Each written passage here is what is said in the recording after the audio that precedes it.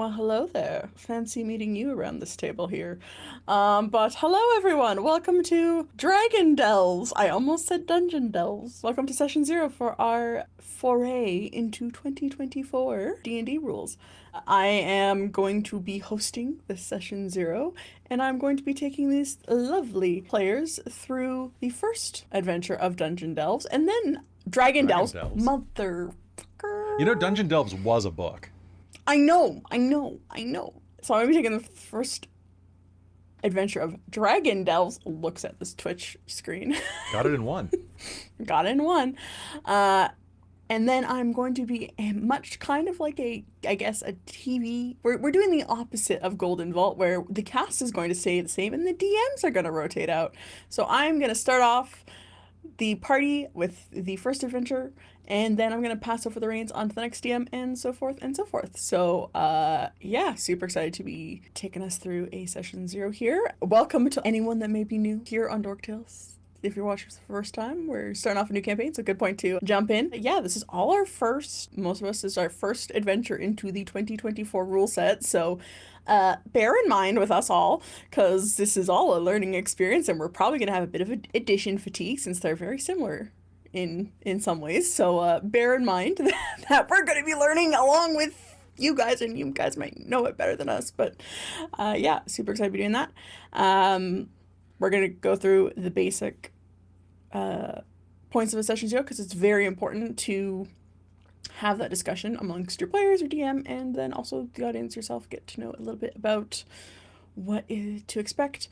And first off, we're going to be running bi-weekly Mondays at this time, so same time 2 weeks from now, they'll actually be in costume, and excited to jump in. I'm feeling nervous that I'm doing a Session 0.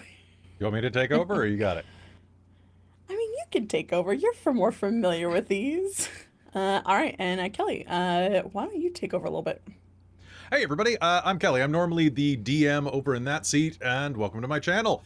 Today, I actually get to start playing this game, so I am super excited to be here. Robin, thank you for agreeing to come and host the Session 0 as our first DM for this. I realized as we were setting up for this week that we didn't have anybody that was going to have to do it.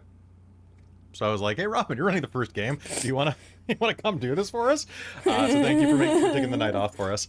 Tonight we're going to be going through a bunch of stuff. And like Robin said, we're going to be introducing our characters, talking about traditional Session 0 things.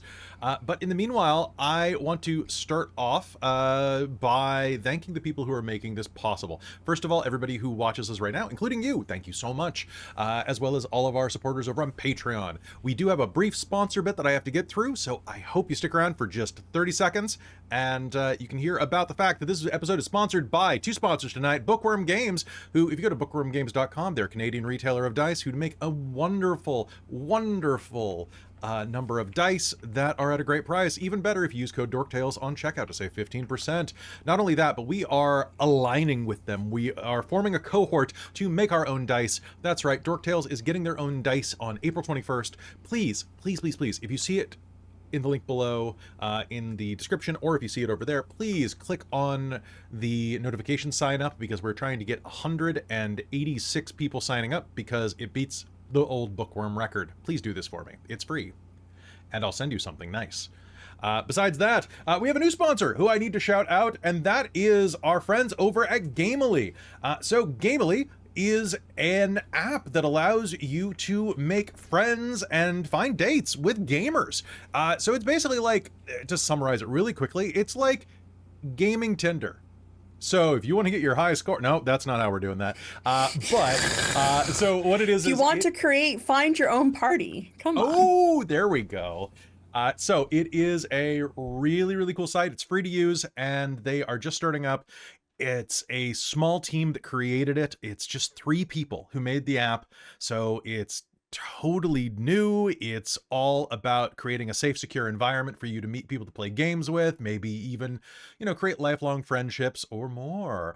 Go check out GamilyApp.com. That's like family with a G. To check out GamilyApp.com, go sign up. It's absolutely free, and it's got some great protective features that will allow you to be able to meet people with security. Like, it has some fantastic, it's got anti-catfishing selfie software. It has messaging protection and photo protection, so you won't get random dick pics and things like that, and random messages. If you are a woman or a queer person, you won't be getting random hate showing up in your chat for no good reason.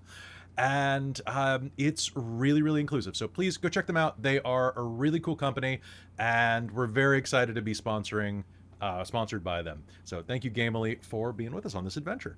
Back to you, Robin. Who are you and why are you here? Who am I? I'm Robin. I use she, her pronouns, and I'm here because I'm gonna be running the first adventure for Dragon Delves. It's gonna Dragon Delves. Maybe I will keep saying it the right way. But you can usually find me here on Dork Tales, usually as a player. I frequent am in costume and or paint or both, but also I do DM for our Patreon Premier Access games, where I'm taking a party through Storm King's Thunder, which was formerly Journeys to the Radiant Citadel. So yeah, super excited to be taking this cast of characters through the first little adventure here at starting at level 1. So this will be fun, a little level 1 adventure. It's gonna be grand, and yeah, I think it's time to go around and first we'll introduce, I guess, the cast, and then go in reverse order and introduce the characters for the thing. So I guess next, Kelly. Hey, everybody. I know we just talked.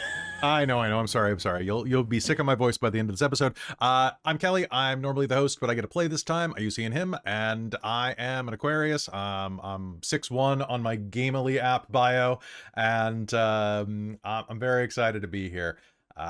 Besides that, you can find me here on Dork Tales, where I do dorky things all the time. I think that's about me. Also, I'm a writer, actor, and ne'er-do-well. That's what I got. Ooh. I just finished a huge, like 20,000 word. Well, it's not huge, but like 20,000 word draft for a company on Saturday, and I'm very tired. Excited that you get to take a rest from your forever DM spot. Oh. Yeah. Next we have they're not gonna be confusing at all when we're talking to out of character. At least Mike put them in different corners. It's true, but doesn't help when I'm addressing them. Chris Blogg. Nobody puts Chris's in the corner. Hi, I'm Chris, and Chris Blogg, and I've been gaming for most of my life now at this point, technically. And use he, him, they, them pronouns. Happy to be here tonight. And I'm a Sagittarius with ascending in Cancer and moon in Gemini. And you're a Chris Blogg. The crispiest log. He's the crispiest log. Down below the crispiest log, we have our absolutely wonderful, spectacular, extremely talented guy who's created all this beautiful stuff that you see around our faces. Our graphic designer, Mike. Hello. Hi everyone, it's me, Michael, back here once again on Dork Tales. Though most of the time, if you want to see this pretty face, you got to go over to our Patreon. So fortunately, I'm allowed out into this daylight for once, and here I am on Twitch. And yeah, I've spent many years, 20 years, as a graphic designer, and I've moved on to a new career. But that doesn't mean that all those lovely graphic design talents have gone elsewhere. They have all landed right here, and it's framing all of us. So I'm looking forward to bringing more of it in future games. We were framed. We're framed. Yes, It just usually means we get all the wonderful passion. We get that creativity again when you stop doing it. Now we just get to. And it means that I'm the only one that gets to put all the Chris's in the corners. It's true. And in between, Kat, you're in quite the meat sandwich here. I see. Other than like your rotating DM every once in a while, we have Kat. Hey everybody, my name's Katrina. I'm not used to being surrounded by this many men. Balls. Ooh. And my name's Katrina. I use she, her pronouns. I've been gaming for also probably about 20 years. I've been doing with this group for God knows how long. And it's always been so much fun, and I'm so excited to be here in this. Doing something just a touch different, which is going to be amazing. I am a Virgo. I am 6'1" as well. I am a bridal consultant. And what else? You're a pilot. You're a flying. I'm a pilot. I'm a pilot.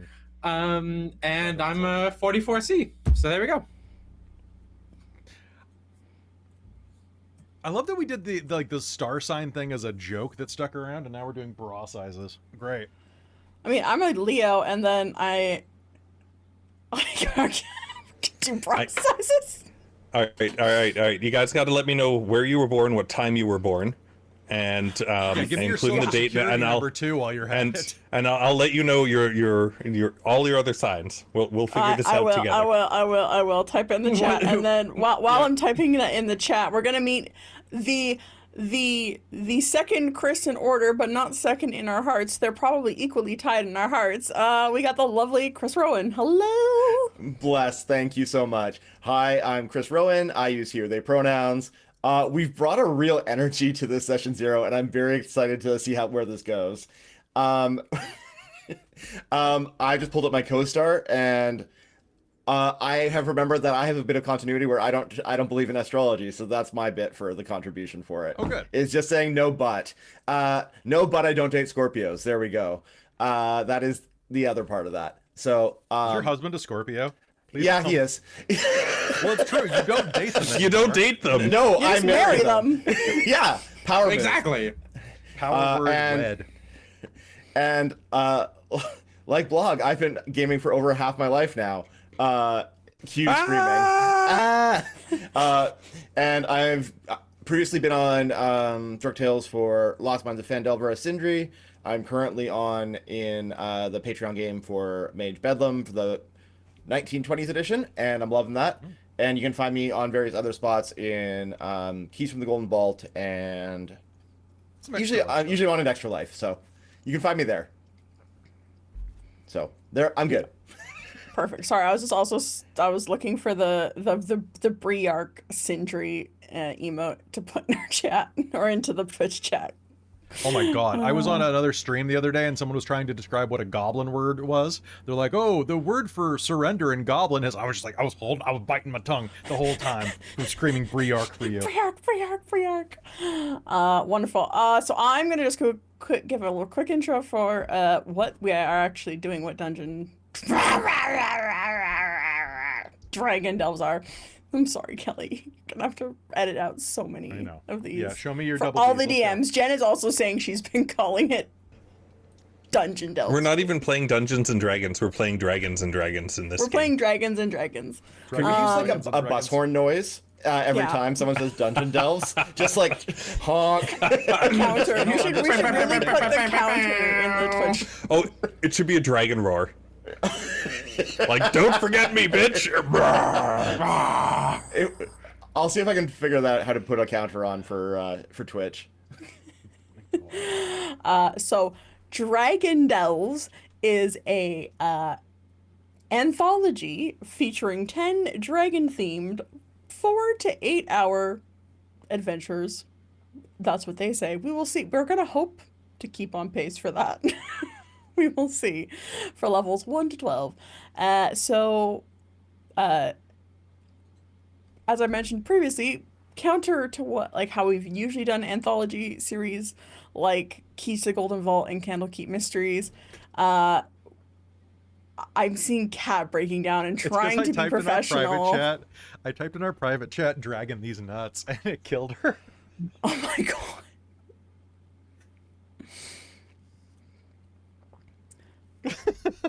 Sometimes it just works.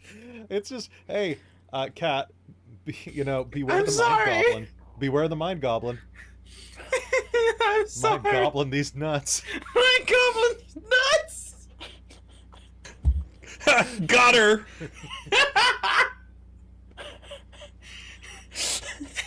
Okay, I'll shut up. I'll shut up. This is great. This is great. This is the peak energy, guys. that's going into this campaign. It's gonna be great. Going on TikTok. It's the blooper reel. Yeah. Also, I love love Jen in the Twitch chat being like, "Do it in the style of Clippy. Did you mean dragon delves?" Just pop up.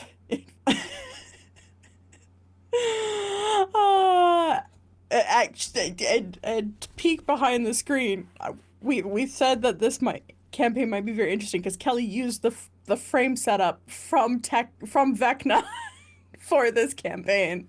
Look, I So didn't want he's to have brought to the curse redo over. everything, okay? So this is gonna be fun, but yeah, it's an anthology, and instead of changing out casts, we have decided to do like a TV series where you change out directors for each kind of arc. So we're gonna try that out and kind of see, I guess, different styles of DMing and how the same people react to it. I think it's an interesting concept that I think will be good. The Dungeon Masters have our own secret thread on Discord, and we have a secret document and have been planning and plotting things to see if we can create some sort of continuity between all of us potentially. So we're gonna try and make it seem like some sort of cohesive adventure for y'all. So we're trying, but yeah, it should be really interesting. And so while Dragon Delves is set in the Forgotten Realms, we have actually decided, and this was decided amongst the majority players agreed, and then like also floated to the DMs. Yeah, it was kind of like a co-decision to set it into our own homebrew world of Ilott. I think so. Yeah, I think it was like an agreement between all of us, which is great fun, trying to figure out scheduling with like players, and then also multiple DMs. Like, we have just totally tackled the BBEG of D&D scheduling multiple people. So this is going to be taking place in it's going to be taking place in our homebrew world of Ilott, and yeah, very excited to kind of port this adventure into our world and see what happens with these characters. And speaking of characters, let's go ahead and meet them. So, starting in reverse order, let's meet Felix with Chris Rowan. All right, I get to talk about my character, and I'm very excited. I'm going to be playing Felix von Witwyrm, and he is going to be aiming to be a war cleric, and just flash cutting to me writing down my deity's name because I've constantly misspelled it, and I want to make sure I'm saying it right. Arcaris. You haven't messed up Arcaris' name, have you?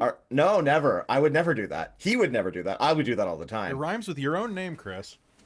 And here's the other thing. This is my first game in Ilott, so I'm very excited. So I'm excited to dip my toes in the water there. And what can I tell you about him? He is naive, excitable, and deadly in combat. Or he thinks he is. We'll find out how effective that is, because I have not played in 2024 D&D yet, so we'll see. What about him?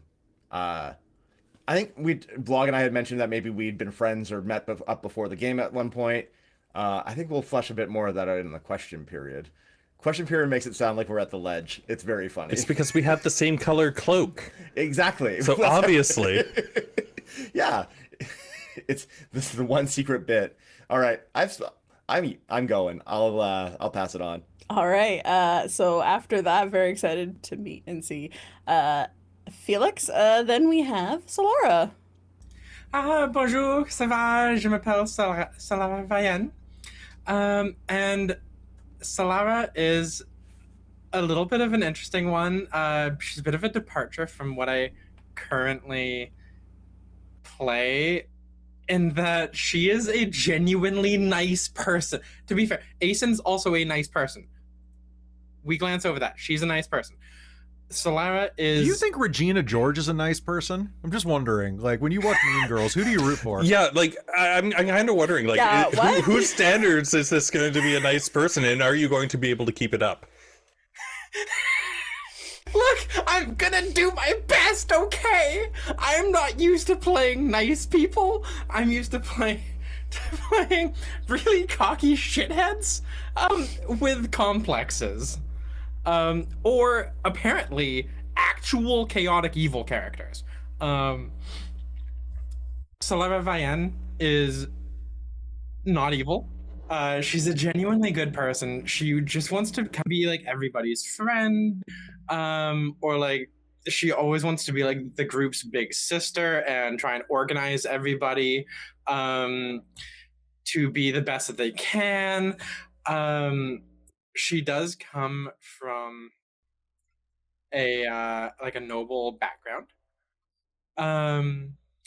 but she didn't want to be an asshole like everybody else who was born rich and ridiculous.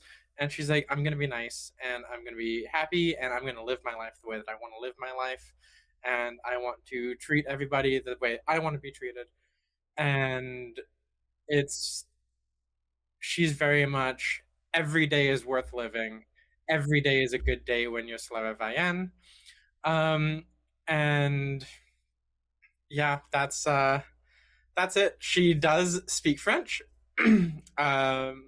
The Ilott equivalent of French, which is suspiciously just French. You learn that when you're chaotic evil. So... and yeah, What area of Ilott is that language from?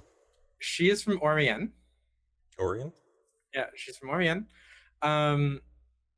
Although she was not, like, she was born there and raised there until a relatively young age, and then she moved to Emrys, which is where some other fun things about her are gonna come up later on.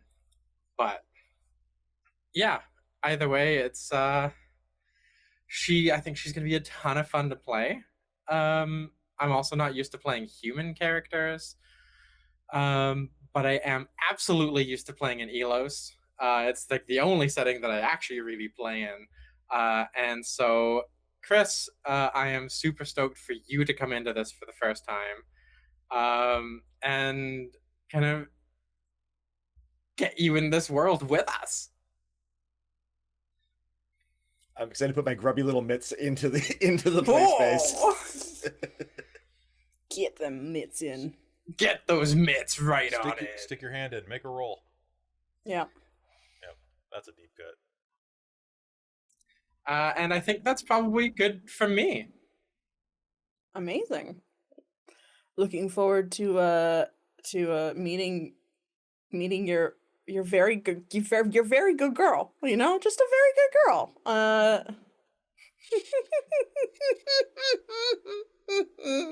You just made Kat very happy. You just made Kat very happy. No, it's more like good girl.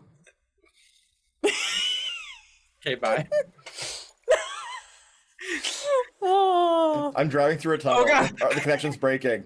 As soon as I dropped my camera, my mouse hovered over something else and then blocked the button to re-engage my camera, so it just stayed off.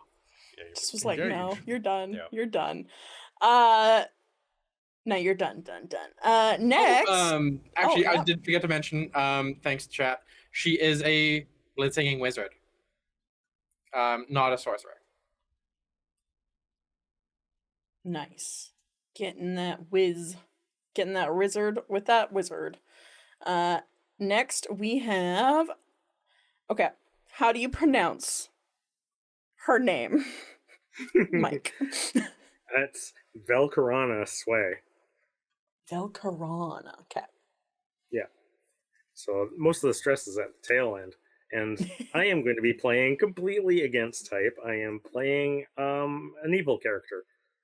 And it is the result of the end of the Vecna timeline, where I got to play as a character known as Rebellion Sway, who is a silver dragon ish 1/8 silver dragon sorcerer, high elf, who cast a wish spell, which then, because she came from a different timeline, kind of fractured a whole bunch of things, and out of those fractures popped my character, and probably landed somewhere in Ilott in a swamp, and has been miserable the entire time, and has now shown up and is now trailing people around all of Ilott, looking at all the sights there are to see, and hoping that she can track down all of the dragons and eradicate them from the face of the planet, because she also is 1/8 black dragon and has so much self-loathing that yeah, she's going to be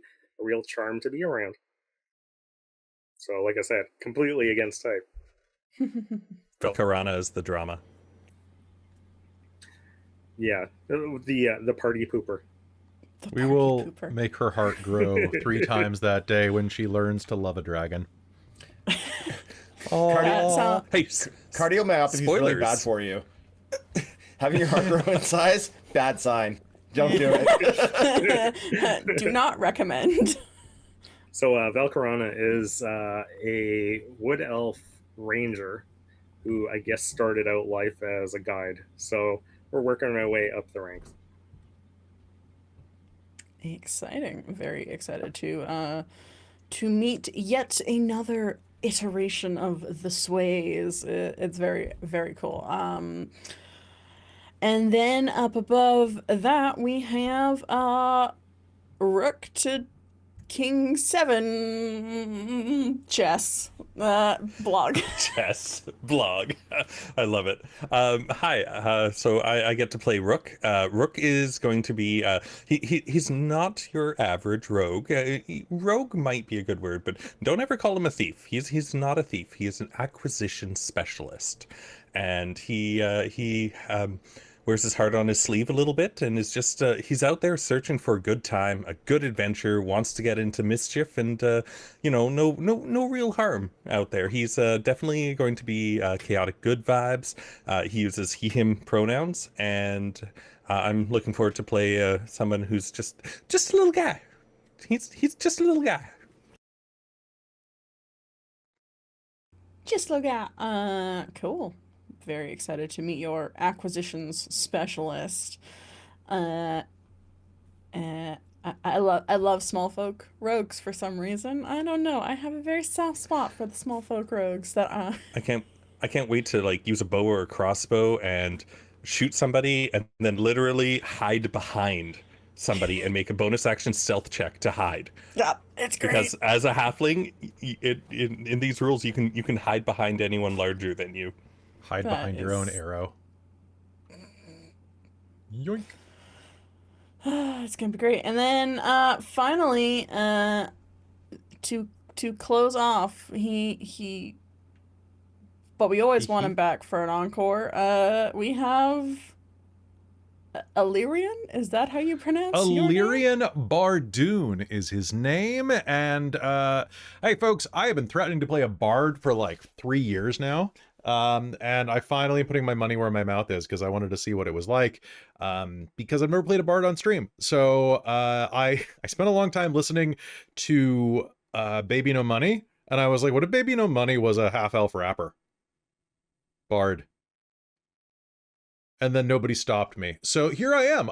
So Illyrian Bardûn is, his backstory is that he is the second son of a very minor noble family in the kingdom of Phandelia, which is probably equivalent to like a Terry Pratchett or like a Shrek style fantasy kingdom in the, the region of Ilott that this is set, or at least the region of Ilott he's from. So his backstory, and I'm really sorry about this in advance, is that he was a super nerdy second child who got into business administration and kingdom administration and went around doing censuses. And then he met a dragon when he was doing a census of a cave. And the dragon was like, "You're cute."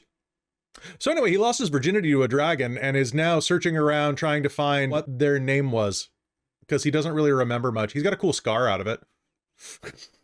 So he's trying to find the dragon he slayed. We'll go Slade. And is traveling around. So he is a super bard, and that is what I'm going with. Yeah, it's basically just that AMV from Super Crooks of like the main character dancing to that sped up version of Ellie Goulding's Lights Out, or like Lights On. So yeah, that's the character. He's a human. He's a bard. I'm not sure if he's going to be College of Dance or College of Lore, but we'll see how it goes. Oh man, I briefly played the College of Dance for Keys to the Golden Vault, actually. I loved it. I think it is going to depend on what kind of bard he is, and it'll be very interesting to see how he fits in with the party, but I loved the College of Dance. It was great. It's going to be pretty good. I've taken a bunch of feats for him because like there's no half-elves in this. They only have like, I'm taking the human rules for this. So like I took 2 starter feats, and one of them was a Harper agent or something like that. So it means that when anybody else has inspiration, I can vibe and get it myself, which I kind of like. Just like, hey, that looks like fun.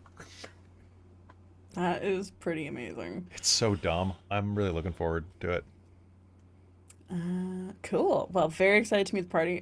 It's gonna be quite a cast of characters. I love the energy that's gonna happen with this. I think this is gonna be hilarious.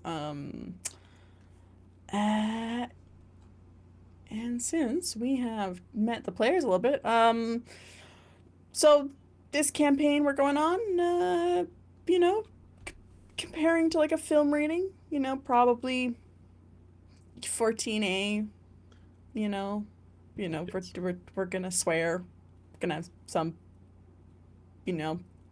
blood and gore a little bit, D&D kind of stuff, but not like getting into too rated R, but like, yeah, mature, I would say. It's mature. We'll swear and stuff. I'm probably going to raise the rating on cursing strictly by participating, and I am sorry about that. So Chris, we have so much in common. Yeah, it's a bad not habit. Just your name. So Solara will probably swear more in French than in English. Melt. Sacre bleu. Between merde and putain. Yeah. She's mostly gonna swear in French, I think. As long as I can keep it up. So to speak. Don't take that out of context. Yeah, Jen, I'm typing in the chat. Jen, don't spoil the players for the dragon orgy. Come on. The Georgie? It's for later. Georgie. We're having The a Georgie? Georgie. No, we're not. The Georgie is, though. Yeah. Oh, okay. Yeah.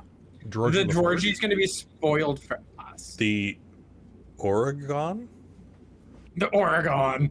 Wait, is that a state? Oregon? That is a Exactly. state. That's what State it's of- named after. It's a state Oh of mind. no! That's why there's no sales tax. That's why why you they're brought Velkerana to get on the Oregon Trail. So Well, here's we don't our- have to worry about dying of dysentery because we've got our guide with us. I'm sending myself home. Bye. Goodbye. No, guys. honestly, the image that Kelly chose, because I did not choose the image behind me. I said, Kelly, give me a DM image, and I've been looking at it. I'm like, that, whichever shoulder. Which shoulder is it on? It's on this one. Mm. That one. Yeah, your point. No, the other one. Nope, that one. It's this arm. Yeah. It's my arm with my wrist, with my watch. You're the one This arm is with the gonna be wrist? me by the end of the next couple episodes. I feel this skelly boy. Chris, Rowan, your comment in the Twitch chat. I had a moment of horror when I realized that there's hundreds and hundreds of hours of content. Oh my god. Wait, are we on AO3? Well, the archive's down. I can't check. Oh no. I want to know now. Fuck. Weird. Well, we'll find out later. Yeah. We'll We'll let you know. So in terms of so Robin, if I may, I guess in terms of like content and themes, it's kind of hard to say because Dragon Delves kind of runs the gamut. I think it's gonna be really interesting seeing what our characters do, because just doing a quick skim through, a lot of them, like these stories that we're gonna be going on, are everything from like a whimsical gingerbread house to like fighting the Githyanki to like going after something belonging to Orcus, the god of death, which I'm really wondering how Orcus, the god of death, is showing up in Elos, because he is an invading cult, and our gods don't like that shit. Okay, they're very territorial. Who's running that one? I'm curious. Wait, but aren't they invaders too? No, they found the place with no one living here. That doesn't count. Oh, that's interesting. There was somebody living there. There was one. There was one, yeah, but he couldn't stop him. So it's just colonialism. But our gods are realistic. They suck. But they're pretty great. So I guess normally at this point we talk about consent and player agency and stuff like that we like to show in games. So yeah, that's true. Yeah, so when we're talking about this, so in all of our games, and this is a D&D module, so you should always have these type of tools at your table, we feel, but this is a D&D module. It's going to be pretty vanilla, with all of the non-vanilla stuff being our spice that we add to it. Yeah, I was gonna say it's gonna probably lean more silly than serious for. I mean, who knows? The DMs might have something different, and then the players might be something different too. But the general vibe I'm getting from the people and the characters is this might be more silly than serious, but might change totally. But yeah, having safety tools like the X card, where in our private chat, because we're all on a equivalent of Zoom call, that we have our own private chat, and then so if something is happening, a player can just hit X multiple times in separate messages so that it's very obvious to see. And then if for some reason the DM is not necessarily looking at the chat because a million things going on behind the screen, that there usually is someone that is a dedicated kind of like ombuds person that will just kind of be like, hey, can you check the chat? And then that way, if it doesn't have to like be very obvious who's having the problem with the X card, we can also use like the stoplights, like, hey, yellow, like this is let's wrap this up. For me, dog. This is getting a little bit yuck for me, so let's move on. And then red/X card as well, which are very good to have. Again, it's D&D, so there's probably not a huge amount of, I mean like it's a D&D adventure module by Wizards of the Coast. I don't think we have too much to worry about, but you never know. That said, the game it's gonna have fantasy violence. God, I hope so. We have some hard rules at the table, just so everybody's aware. No SA, no harm to children, no harm to pets or animals that didn't start it, basically. Is anybody having a familiar? Are you getting a familiar, Cat? I mean, I'm always down to have a bunny familiar. Cool. So the general rule that we have for like rabbits and stuff is, or not rabbits. Pokemon. We use Pokemon rules. It's Pokemon rules. Yeah. So like unless you like specifically send them in as part of a fireball like bombing run, like that's on you. But even then, like that, like because I'm looking at our surveys, because fun fact, we also send out surveys to the players, and then actually because of the unique situation, we can go over some of the questions too. The DMs also collaborated and made a questionnaire for the players to answer and talk about as well. So on one of the surveys from that, someone says no harming of pets and animals. So even then, like if a bunny goes in on a bombing run, it will just not be very descriptive, and that will happen and move on. So that way it doesn't have to worry about that. That person's lines and veils. So things like that. Fingernail, eyeball stuff. My own personal bugs in the skin. It's actually bugs under skin. And then the thing was that actually happened. I had to X card Kelly during a D&D module. Actually, I was very surprised Sorry. I did on D&D module. Was the spider dragon, because I do not like spiders Oh my on me. God, I I do not love- like little spiders on me. And It has- Witwyrm was it has- unfortunately in the breath, and Kelly was about to Yeah. scream. I'm like, no. No. Robin, I'm gonna say something real quick just so that they know what it was. But it Yeah. literally has a breath weapon that shoots like critters at you. That's it. I just say I'm done. I'm done. Yucky. Yucky. I love it, but it's Yucky. gross. Yeah. I said tapioca. It shoots tapioca pearls at you. Oh, nice. Perfect. Love it. Yeah, it's just at a boba tea place. So besides that, romance, sex, we use like a fade to black system on something like that. And if anybody wants to be flirted with or have flirting in game, that's like, we can always talk about that behind the screen, like in our private chat or something like that. Because it can be fun. And I'm literally trying to bang dragons. So like, let's see how it And- goes. And for me, NPCs, like me running, NPCs are like pan until decided in the moment. So like, if anyone wants to go anything, they're not gonna have a way about it until like, yeah, it's so if if someone wants to go for an NPC of a particular I seduced the lich. Hey, I, as someone who has done that, this is a good method. yeah, it's a good Muse method. did it. Bow What about- daddy? Her boyfriend. What about the Eternal Emperor? Like the Emperor of Mankind? No, the Chrysius the Undying.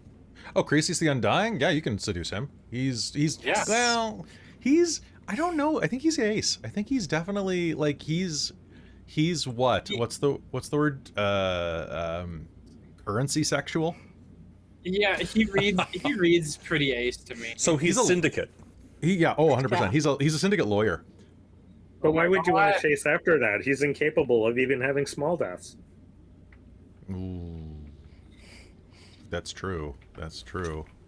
Meanwhile, the flirting between Solara and Delarian, I'm assuming, is going to be hilarious. It's true. And probably fruitless, but it's just a series of like fencing moments, and then somebody crosses line with both of them. They're like, "Yee!" and runs to their corners. Okay, so it either could be an objectophile towards currency or plutophile. Plutophile. That's right, and that's extra funny that's because so of a good. god of death. Yeah. Yeah. Yeah, that's God right. of the Dead. God of the dead. Well, he's a god of death. He's a death god. The god of the dead is the orphan. He's a nice guy. No, but Yeah. Pluto is the god of the dead, Yes, I Yeah. know, but not the god of death. I thought I Pluto know was a that- big dog. that's true. Yeah, that's true. All right. No laughs, huh? Just No. Yeah, Chris, that was rough. yeah. Yeah, that was pretty bad. Bark, bark, bark. That was fucking goofy, is what it was. No, that's Minnie. Whoa! It's not. Whoa! Who? Good for them, but we don't know. All right. So, quick reminder: when you're playing games, consent is an evolving thing, and that yes today can be a no tomorrow. Have fun with it. Roll with it. So, are we doing any house rules? I guess we're really not. I don't. I mean, I other see a than suggest. the I see a channel suggestion in point. the chat. No laughs for Chris. Okay. That sounds House good. rule. No, House that's rule. you too. It's so hard. Oh, one house rule that we're gonna do because they took this out of 2024. What? Spell crits. Oh yeah. They took spell crits out, so if you have a spell attack and it does a 20, it doesn't crit anymore in 2024. Yeah, it's stupid. We're not doing that. We're like, or we are doing crits because, Yeah. keep your secrets. Because kaboom. Kaboom Yeah, is exactly. better. It's kaboom, and is then better. so I guess then the counterpart to that is we will, because that is I think homebrew too, is that Yep. if you fail a saving throw on a spell, you get double the damage the Yeah, other if way you- too. if you- So if you botch it, yeah. You botch it, you get the double damage. And also, if you save with a nat 20, you take 0 damage. Like yeah, a skeleton. that's our home. You're that's our like a homebrew, skeleton yeah. drinking milk, just 0 damage, calcium. Right? Yeah. It's my Yeah. one of my favorite memes. Besides Other than that, that, our chat buys in Twitch, and so Jen's actually made a document for the dungeon masters so that if things roll over, so things like determination. So for those that aren't familiar, with Dork Tales, determination is something that you can buy with with the points that you get for watching, and a little D will come up on the corner next to the player's class icon. That will show that they have determination. And so what determination is you can add your proficiency bonus to a roll, as long as it's not a nat 1. Usually it's not, because you want to just push it over that extra edge, but before like the roll has been declared if it's a success or failure. So you can like roll to attack, and let's say you in total get an 18, and you're like, this guy has plate mail, or someone else has been rolling, and we kind of figured out maybe his AC is 19, is you can add your determination on that and make it a 21. Yes, Chris. So does that mean that somebody could hypothetically buy a whole bunch of Hurt Them Mores right now for the first session? Oh my god! I mean, hypothetically. Chris, Hypothetically, I was gonna say, with you in this game, who is going to buy the Hurt the Mores? Christine. Yeah. Goodness And for God. Christine, I summon you to fulfill your oath. Jen? Jen, Like- I also summon you to fulfill your oath. As long as And somebody there's comes, Caitlin. Caitlin, I summon you to fulfill your oath. So for those who have no idea what we're talking about, Hurt Them Mores are little tokens that allow the DM to cheat. They can make rerolls. They're inspiration for the DM. Something good happens is inspiration cheats in our favor. Drama bombs are the DM does what, like, the door shuts at the wrong time. You know, the door. A good example of a drama bomb is that you're at a beautiful wedding and you catch a bridesmaid saying to a waiter, you know, it's a beautiful wedding, but what a shame, the poor groom's bride is an orc. Oh. Shout out to Caitlin for getting the first Hurt Them More, because she knows how much I love them. Yep. Hello, Raid. As a player as well, I love when I'm about to say Kelly, but when the DM is saturated with Hurt Them More. I love you too, Kat. Right? I'm just so used to you being my DM. Yeah, well. And having all the Hurt Them Mores and almost just straight up killing Talila. Woohoo! I don't know. Me as a player loves when terrible things happen to my character specifically, because I obviously can't speak for anybody else, but I always figure that my DM has a fun plan for what they're doing, and will make the most fun out of what's happening to my character. So I am always down for crazy Hurt Them More shit with my characters. Perfect. So other things that we're going to quickly check in on. Someone could be the party loot keeper. Usually it's Kat or Chris. I already have a loot document built. Perfect. Be sure to share that with us. We're not using XP. We're using Monument or Milestone, because nobody uses XP anymore. How many DMs do we have? I was gonna say we have quite a few DMs, and I think we have 10. Wow. And so actually might be a good time to maybe go over some of the overarching kind of group questions that a couple of the DMs have for the PCs, because since we are having multiple DMs, we had some player-specific questions, and then we also have some party questions as well. So it might be interesting to go through some of the questions that we have. I do adore that everyone has made a different color and different font for their character answers. I adore that so much. I thought we were just going to be answering on here, so I didn't have time to fill anything out. Dare That's you? all good. It's all good. We can. Do you want to go over the quick ones now, or do you want to just let's do these how are we doing questions. for timing, Kelly? Do the questions? We're doing great. Let's do it. Yeah. All right. First one. What does your character smell like? This was a great question from a DM, and I'm going to steal this for all of my future times DMing, because I think it's a great character building question, and it gives such an insight. So let's go around in order. let's go start with Kelly.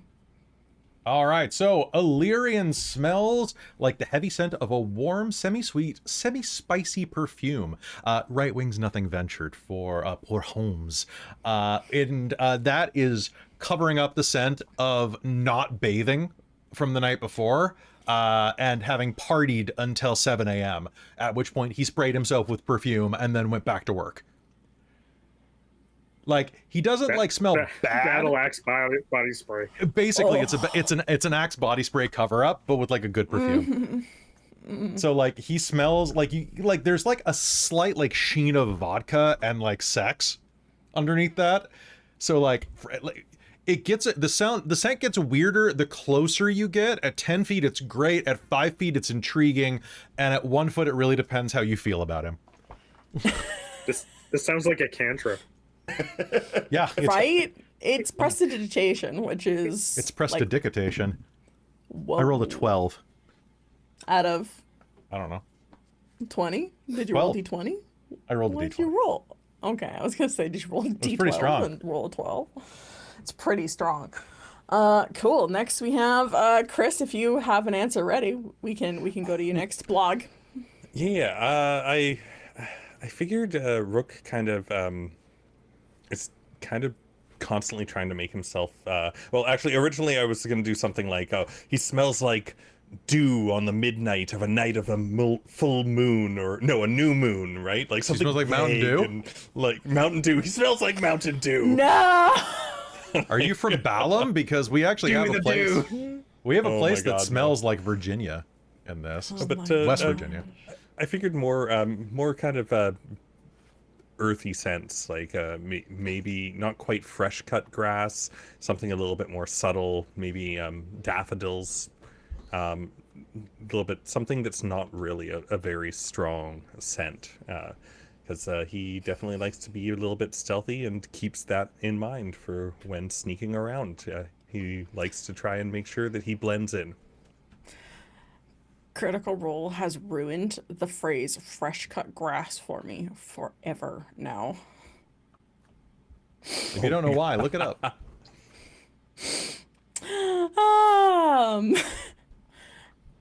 But yes, love that. Love that. Very much an outdoorsy man.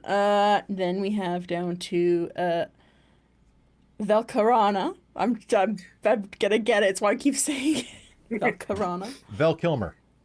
No, Well, don't. I can do sum that. it up really easily because Wood Elf Ranger. So she smells like autumn leaves and freshly turned dirt. Because 1/8 black dragon, so kind of like a slight swampy kind of smell, but that's the fresh turned earth kind of aspect. But yeah, you'll probably never smell her coming. She'll just like show up out of the woods and be like, ta-da. Ta-da! Love it. All right, and then we have next Solara, which I also adore. The name you came up with too. Isn't it so cute though? It's very good. Solara Vaenne. And Solara Vaenne, she smells like a nice mix of vanilla and sugar. She never smells bad. She never smells dirty. She never is dirty. And her perfume of choice is, again, also from the Right Wing scent collection. And her scent specifically is called Fairly Golden. Boo. I'm proud of you, but boo. Gonna be golden. Actually, that was not what I was thinking when I made it. Really? No, Farrah Lee Golden. I know, but I was thinking K-pop, man. I mean, I do love me my K-pop. Yeah. Farrah would be into K-pop. Oh, 100%. Yeah, 100%. But yeah, Farrah Lee Golden. Gonna be golden. That's the slogan that she stole from Oh my god. Oh, the multiverse. Asen absolutely would have stolen that. Yeah. She's not creative enough for that. And then, last but not least, we have Felix. What does Felix smell like? I have an answer, and Felix himself is like an ASMR and like generally kind of oddly unscented most of the time, but he has been using this one soap compound for his hair, his face, his body, and as a deodorant, and it does smell like kind of mint and bergamot and what was the other scent on that? Eucalyptus, yeah, which is a lot of like really strong scents. It's not, yeah, he uses a 5-in-1, and he smells quite strongly. It's sword branded. The sword brand 5-in-1. Oh my gosh. And your hair is silky smooth. Yeah. It's so good. It's actually just super matted and gross, but like it's clean, I guess. Tangled and bad. By but the clean. definition, it is clean. Yeah. You had black hair before this campaign, Yeah. and now you're a blonde. Just rip the color right out of it. Yep. Yeah. Yep. All right, then, question number dos. Dos? Dos. We have from DM, if something were to happen or not, what would ideally be their last words, and who would they want them to speak to? Basically, like if something bad happened, what would your character's last words be, and would they want to speak to anyone saying them? I want to do mine because this took a while to come up with. I was gonna go in reverse order, but we can start with you again. So I don't have the voice for Illyrian yet, but it's gonna be, homies, I ain't boxed in by no bars or rhyme. I upgraded the flow, now I ghostwrite with the divine. Alternatively, guys, I can see it. I finally know what rhymes with orange. And then, God damn. God damn. I like that you plan to die by exploding. I plan to die by right? exploding or becoming a rap god. Yeah, there's only two fates. Yeah, basically, I'll just put on my Eminem wig, you know, and lyrics coming at you with Or super Stewie Griffin. Yeah. What, use a cool whip? Cool. Cool. Next, next we have Rook again.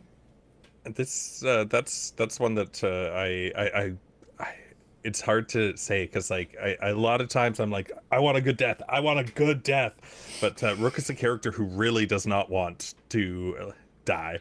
He wants to live a nice, long, adventurous life, and like trying to get into that kind of mindset. Like he doesn't. I don't see. It really depends on the situation and who is around him. I imagine it will be either directed towards something like sweet, maybe towards the other PCs, depending on how things go, or to what's killing him. Maybe something along the lines of like if like he's being like stabbed by a dragon talon through his heart or something, and just be like, "Is that all?"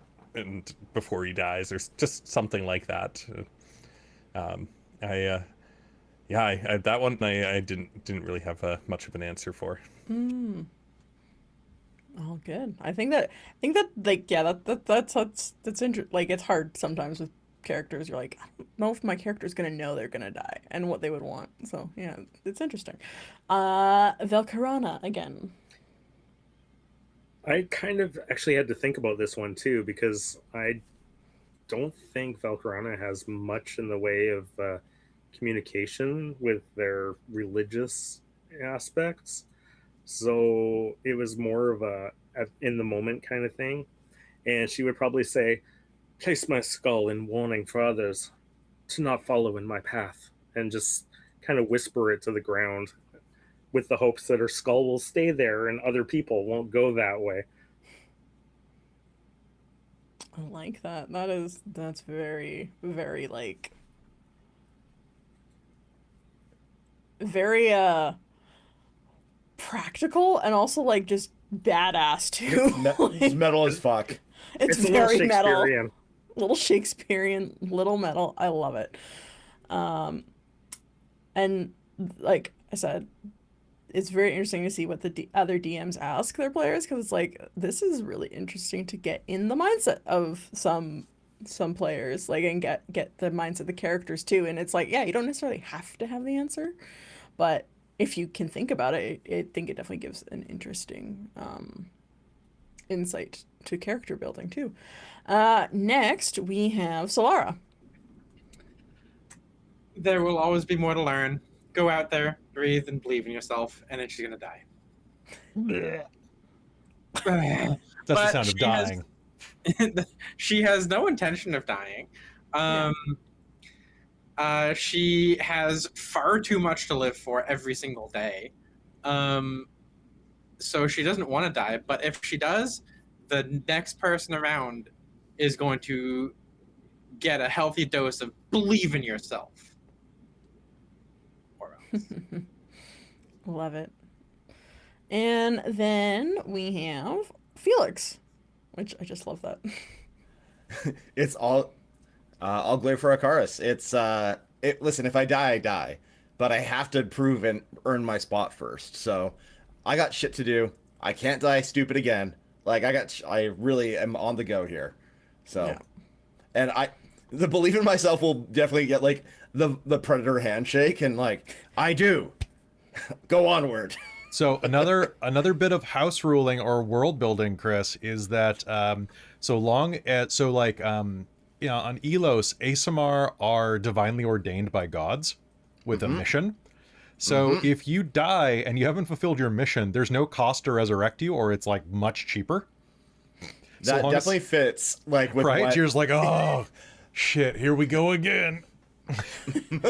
Actually, so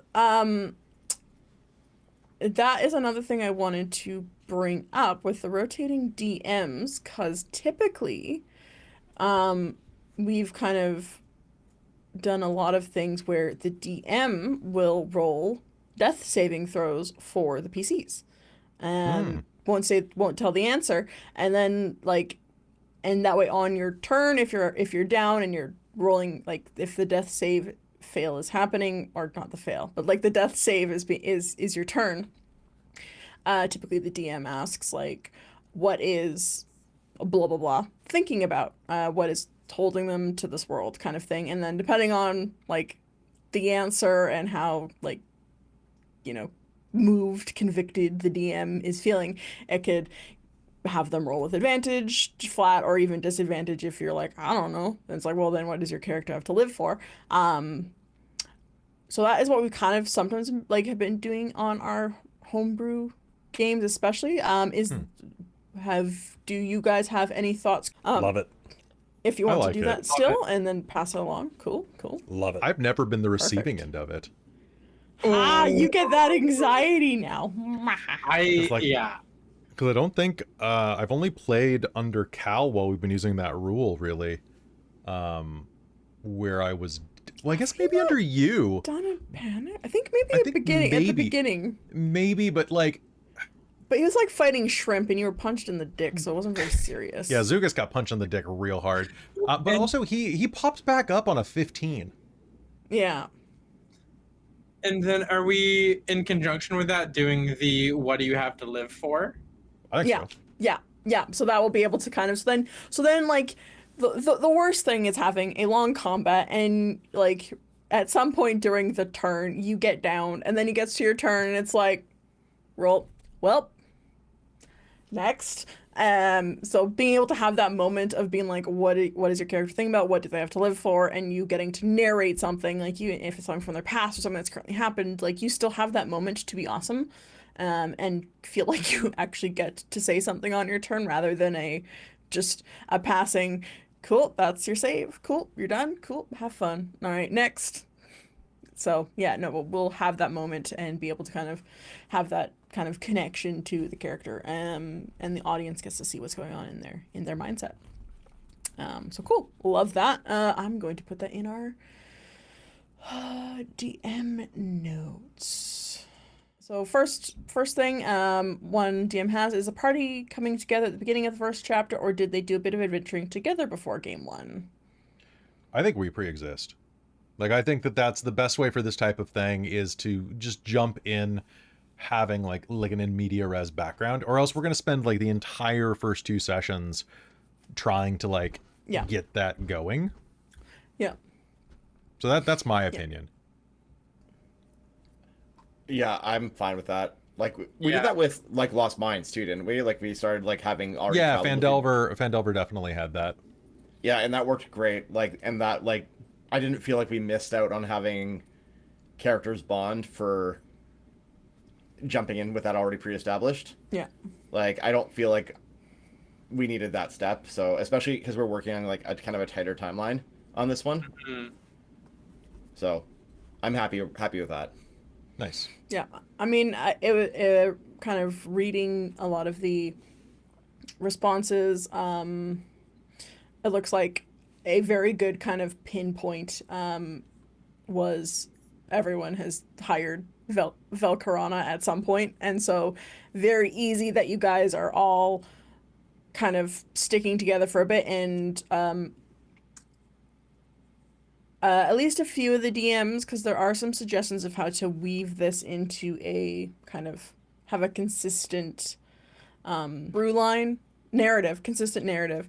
One of the things that has been suggested is like the kind of mysterious patron aspect. So the DMs, we've been working a bit behind of kind of weaving that through. So then there's going to be kind of a consistent connection for you guys to have through that with the party. But yeah, I think, yeah, especially with the tight timeline that we have, otherwise I'm gonna need 4 episodes just if we have to do the meet and greet, and then do the adventure. So no, I think it'll be good to have you guys already kind of established. Next, I guess on to that question. I was gonna say we could just essentially use our backgrounds as our level 0, like, kind of character backgrounds, and it gets easy to kind of fit them together that way. Yeah, it really is. You know, like you're a guide. My character is a guide. Like everyone needs one of those eventually. Exactly.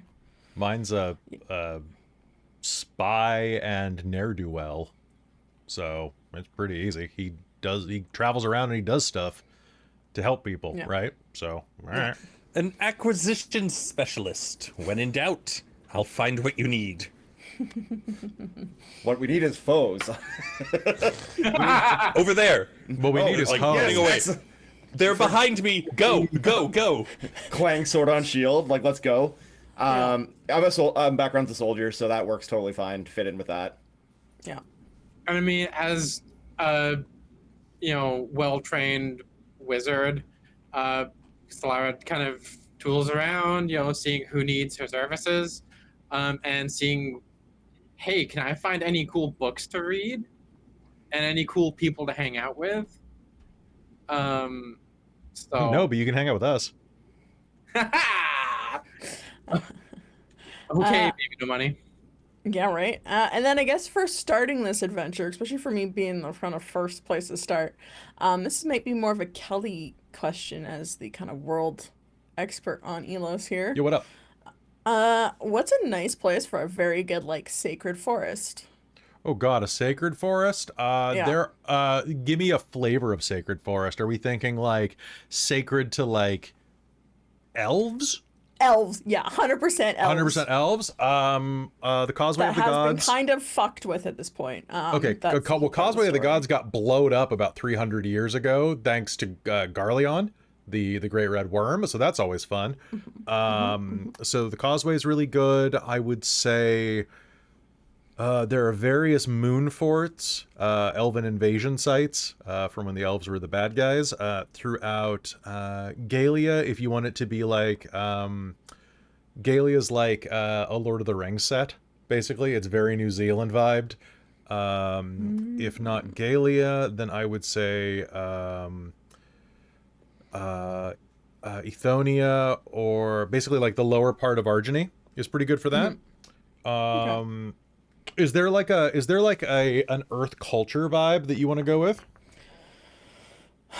So we were like it's like very brief Spanish kind of summary of this is that a little quick synopsis for this little first adventure for you guys is there used to be a grove of trees planted by 6 sacred elves, and something has fucked with that, and you guys are gonna go find out why this forest is weird now.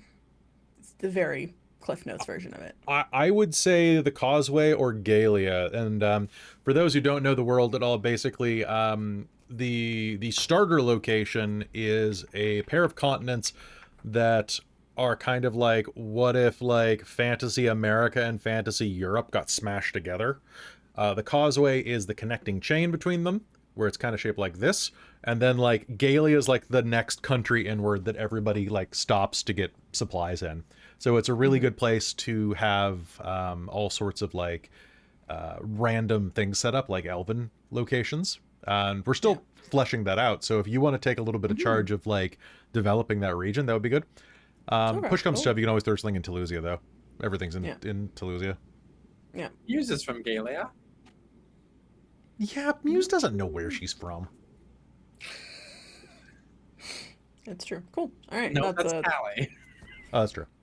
That's true. Yeah, no, that's cool. That's basically like one of my main things that I was like, I'm like, where the fuck do I start this? 'Cause we Okay, are but porting here's this the fun adventure thing. into our world. We're setting this in Elos, right? And Yeah. before anybody's like, oh, I don't know your world, so I don't want to watch this. Don't worry about it. These modules are like, this can be set anywhere there are trees. And you're like, well, shit. Like, I don't know, man. There are a few places on my entire planet that have trees. So there's a lot of us like kind of scrambling to figure out where things are, and I get a lot of messages being like, "Hey Kelly, where would this be?" And I'm like, here's 10 options. Does it feel like Montenegro? Then it's here. So I just put it in like the Causeway or Galia. That'd be the best one. Cool. I'll research that and think about that. Cool. So the next question kind of tied in a bit for the first, kind of the background adventuring thing. Given that we have limited time for chapters, how would players like to handle downtime in between, both in character and out of character? So this is a question from your DMs. So like, what would your character do between the chapters? Like out of character, because you guys are gonna level up, and like I guess do you want to be able to talk, like have a chat with your DM quickly at the beginning of each chapter, or have full scenes for like highlights for your characters of what they did between the adventure? Because I'm assuming it's not like it's an anthology. It's an anthology, so there's no like time pressure. So basically, like time can have passed between you guys getting called upon next. Would you like to have a quick discussion about that with your DM at the beginning of the next game? Would you want to do scenes about it? And then, yeah. I think it would be better to like kind of decide, okay, like how long did we have, and then just like if something comes up during the game, and role playing like, oh yeah, no, like I was out here doing this, or oh yeah, I picked this up at the market at Wobblekeep. I decided to go visit home, and there was this a market going on there, and found this new sword, kind of thing, and just kind of keep it a little bit more, I guess, minimal. So yeah, that snapshots at the most. I we would can say. get going. Yeah. Cool. I guess my question is, do the GMs have motivations for us for each of their little legs of the overarching thing? Like, do they have here's a situation, and if so, are they in the same region of the world? Because if we have to travel to the other side of the world in a given amount of time, and then suddenly the next adventure we have to travel all the way back, then it's like, are we all traveling as a group? Are we all splitting up and meeting? Like, there's a lot of nuance that I think we should just hand wave. I think that we are just traveling as a party. I think it's basically like an episode of Xena, where it's like, and now we're here. Yeah. Yeah. Did we lose Chris? Yeah. He said he had to be right back. He said he'll be back. Yeah. Yeah. Chat has said maybe after each chapter, the incoming DM can be like, you're traveling from A to B. Figure out what you're doing. Yeah, just for like flavor, character stuff. Yeah. That could be good. Just like, again, that kind of quick snapshot of what you're doing, and also I think that that might also help your incoming DM get a little bit of a feel for how you guys are as a party already and what has happened, because people are very busy. They may not have paid attention and watched the previous episodes, so this is also a very good way that the DM that's new can also get a feel for kind of how you guys are as a party a little bit too, so having that kind of initial snapshot and talk. I love that the DMs have their own chat with this, like, just to be able to debrief and like communicate consistently with each other. That's fantastic. Yeah, we're trying to Maybe we make should it. We're trying to make it like a TV show, as kind of Kelly said, where it's like it's the same through line, but then it's kind of Do like all of our characters in the back of a cart, a la the opening of Skyrim, where we just kind of talk about what it got us from there to where we're going next. Hey, you're finally awake. Yeah, we exactly. basically just quantum leap in. Can that be how we introduce everything? The whole game just starts off with all of us in a cart. Okay, that's fine. I thought you were talking about quantum leaping. I'm like, we're not doing that, but no, I think that. But that would be good because you're only like 3 kilometers away from where you're starting out, and it's like, yeah, we're in a cart. Yeah, honestly, that's I think a great way to start. To be honest, I think that would be fun. Yeah, I think consider making us an NPC driver. Yeah, NPC driver, Adam driver, got it. Millie driver. Oh, okay, that works too. Baby driver. Baby driver. Yeah. Yeah, there we go. NPC driver out of town, out of next. It can be Adam driver. It's just Harwar. Yep. Oh my god. Can it please? Jen, you're in the chat. You know that thing that we're talking about, the how we're gonna tie things in? That could totally be their driver. Let's do it. We need driving me Felix. crazy. Oh look, there's Felix. Felix, you've cast silence upon yourself. And I came back. Hooray. What do you need more of me for? I'm happy to be here. Well, that was easy. Yeah, so am I. Cool. What do we love that. So what you might have missed is that the throughout between the chat and everyone here, in character stuff, interesting concept of the you start off in a cart every time, like 3 kilometers out of town. Perfect. Ideal. I'm so into that. Yeah. So that is basically what happened. Yeah, between each DM, we just have the driver. Fair. Yeah. Yeah, that's It is the fair, plot that primary thing, drives but us. yeah. Which would be good for the DM to play as that NPC, because he can ask the pertinent questions like, oh, what did you guys get up to?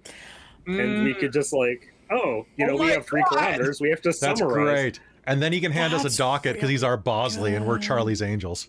Oh my god. Oh, that's very good. Hey, that's really good. If the DMs want to Here's your go that mission for route. this. Here's your mission for this area, guys. And this is why we have session zeros, folks. Yeah, because otherwise the DM just goes, Yeah, perfect. And it doesn't even need to be the same driver. It could be like an entire like conglomerate of drivers that all talk to each other. Okay, we need to have the driver agency now. Like, Yeah, I was gonna say like the driver guild or something. Yeah. I mean, it could just be the Royal Conductor, or the Loyal Order of Conductors from Drace. And then when that's true. And then when somebody jumps in front, they just go, "Hey, I'm walking here. Hey, I'm driving here." That's Lavender from Dragonlance. Hey, I'm walking here. I'm walking. Yeah, I will add it to the DM doc, got the Jen, joke. once game is done. Next question, same goes for the DM here. Are there any concerns people have using 2024 instead of 5e? Cause boy howdy, do I have concerns. Never DMing with 2024, never playing 2024. I'm gonna get spells wrong, 100%. It's fine. Just reference everything. It'll be fine. Don't stress. The rules are basically the same, and if we make a mistake, then we'll just, we'll keep going. Yeah. Addition of fatigue is real, and especially with something that is so similar, it's going to happen. Yeah. We just need to just keep rolling with it. Other than that, I feel like sometimes I'm one of the few people who's actually really excited to try a 2024 game. I'm like super pumped for it. I can't wait for it, and I know I'm going to mess up some of the rules at some point, but it's just like I want to play this out. I have heard people don't like certain things about it, and that's completely valid. I want to experience it. I want to see what it's like, play with these rules. The acquisition in specialist looks fantastic, and I'm really excited to play it out. Now, that said, if we do make any rules errors or anything like that, and you do want to correct us in like the comments below on YouTube or in the chat on Twitch, feel free to do so. We Nicely. may not. Yeah, nicely. Just be nice about it, guys, because this is a professional show, but also we're doing this for fun. So come at us with fun. We'll all have fun together. And also, Basically, we're doing this professionally, but quite a few of the DMs are not regular Dork Tales cast members or DMs, so we have friends of the channel to come in and help. So it's we love them. We love them, and we're very excited to have a couple of these. I'm very excited to see all of them DM, but also there's a couple people I've never seen DM before DM, and so I'm very excited to see what happens. So yeah, no, just be nice, but yeah, if there's something that we're messing up or and you want to be helpful, we'll either ask or clarify or write in chat, and if we don't respond to it, then that means we're just gonna move on and go for it. But yeah, we appreciate nice corrections from everyone. I'm very excited to get a look at the monsters, because I've heard good things about the monsters from 2024, that they are beefier and more fun. My favorite play, thing about 2024 is the DM tools I think they're much better than 5e. I think that the DM side of 2024 is better than the player side. And for those who have watched our Cold Iron show, the Tree Folk Ent that you guys fought was a 2024 monster. The one that almost wiped the floor with you. Mm-hmm. So it's nice actually having a little bit of a challenge, because 5e is pretty easy compared to previous editions. And I'm seeing in our Twitch chat that WotC actually made an official announcement that it's now 5.5 officially now. Oh my god. Stop. I mean, honestly, it's not 5.5. It's not D&D 1. 5.5.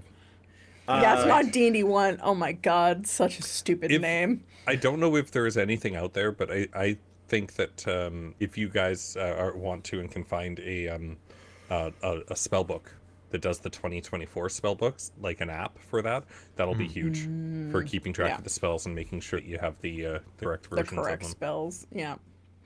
I find for that specifically, Wikidot is very good for learning having the spell stuff, and if it's the 2024, or I guess 5.5 now, is blue, and then the old 5e is brown on the website. So it's for that visual, it's okay, am I on the 2024 spell or the 2014? If it's blue or brown for Wikidot, I know does a really good job at very obvious color difference for the website. For things like that, it's not an app, but can very help. I do words good, guys. It's Monday. Mm-hmm. It is. All right. So was there anything else that we wanted to cover from the questions, or? I think that's it. There's a couple of character specific questions, which I think was more just kind of asking a bit background stuff that I think is kind of more I'd say that's kind of more behind the scenes DM information that kind of was wanting to be known. So I think we can maybe save that, and if later people want to share that information, could be interesting to do. But I think that's kind of all the stuff that I had from the DMs so far. Obviously, as people go along and get closer to actually running, they may have more questions, but I'll make sure that people get updated for you guys will get updated if people ask questions. But yeah, do you guys have any questions for us? I guess is kind of, again, another thing. It's funny saying us versus them now, because it is like us as a team, as DMs versus the cast. How you doing, here. Venom? Like a turd in the wind. Yeah. No, thanks for coming and running this, Robin. And thanks everybody who's coming out and is going to watch us. Realized at the last minute, of course, that like I organized the stuff behind the scenes and then was like, oh, I'll play in this one. And then I was like, wait. I probably should have been the Vince Gilligan of this, but I wanted to play with the Chris's and the Mike and the cat. And like, because I never get to play with this crew. So I got selfish. So, Robin, thank you for stepping up. You, Jen, and Christine have been doing a lot of the legwork behind the scene. Look at this crew. This is gonna be fucking fantastic. It's gonna be really great. I mean, Very good. this is like one of the very few games where, for me, the other players just aren't all women. Yeah, right? I'm used to playing in games where all the players are women. And yet Mike's playing a woman, so... You know. Yep. Yeah, this character is going to be a big stretch for me in a lot of aspects. Because I'm very curious. Big stretch. It's the evil thing that I'm not sure about. I'm very curious how you're gonna play her. I'm curious too. I think once I get an outfit, it's like all of my characters. Once I'm actually in the full outfit, the character just like takes over. And yeah, joining, you know, kind of diving into a bit of an evil character can be really, really fun. I really like it, actually, especially the evil character in like the classically good setting. I don't know, it's something that I'm a big fan of. As if nobody could tell that. You like being an emo? What? Yeah. In the meanwhile, I just wanted to say a couple of quick shout outs before we head out. The first of which is to thank Michael again for doing the graphic design for this. Michael did everything from the logo to the overlay frames that you're looking at here and that we'll be looking at in the future. This is a really basic one. This is nothing compared to what he's been working on. So Michael, thanks again for all the hard work. You're also going to see the opening credits were done by Michael this time. He offered to save me the energy of doing that and flex his creative muscles on the video editing. So that's going to be really cool to show off next week or next game. Not next week, next game. I'm very excited to have that debut. And Mike was working with our artist Madeline for that. So Madeline is our primary Dungeons and Dragons artist. Her stuff is absolutely fantastic. You have been able to see it every time since the beginning of Vecna Eve of Ruin. It's the same art that we use for Descent into Avernus. They're absolutely wonderful. You can't have her. She's ours. But thank you so much for that, Madeline. You're awesome. Was there anything else, Robin, or should we thank the Patreon? What do you want to do? No, I think it's I think we're good. I think this has been a very exciting session 0, and I'm very excited to get to run the first episode of this little game of Dragon Delves. I have to think about it to say it right. Just remember, Mike's going to be in drag. Oh, it's true. You know what? I just realized.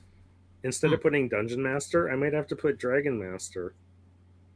Ooh. The Uno reverse. Mess everything up. Just mess everything up. Speaking of people who mess everything up, that is going to be it from us tonight. A big thank you to everybody who keeps us on the air, like our patrons at patreon.com/dorktales. Guided DM, big fan of noise, is at the top of the list, but right underneath them is our divine producers, my mom and Shikon Day Vermillion, our wizards of the Patreon, the Ink Goblin, Crush, Urquhart, and Big Nut, our monster makers, Larook and Soul Omen, and our High Council, Terran, Amberthist, Raven with Baubles, Sorcerer Sanguine, Chef Eladeth, Nerdy Metal Gent, Cookie Mon Steve, Iron Warrior X, Lord of Zoinks, and Andrea Gresham. Back to you, Robin. Awesome. Thank you guys so much for joining us tonight, and thank you very much to the players for showing us a little bit of your characters. I'm very excited to see everyone's costumes, and Very excited to be running in 2 weeks. So yeah, come back in 2 weeks for the premiere episode of Dragon Delves, and yeah, should be very fun and totally gonna be a dragon blast. Baja blast. Dragon Baja Blast. Yep. Nice. It's electric blue. I love that. That's so good. And Oh, folks, gosh. if you have not, please consider joining the notification squad for the Dork Tales Dice collection. If you like what we do here, it's a great way to support us, and you get cool dice and a bunch of stuff I wrote, which will be fun. But with that, we'll see you in 2 weeks for Dragon Delves episode 1. Good night, everybody.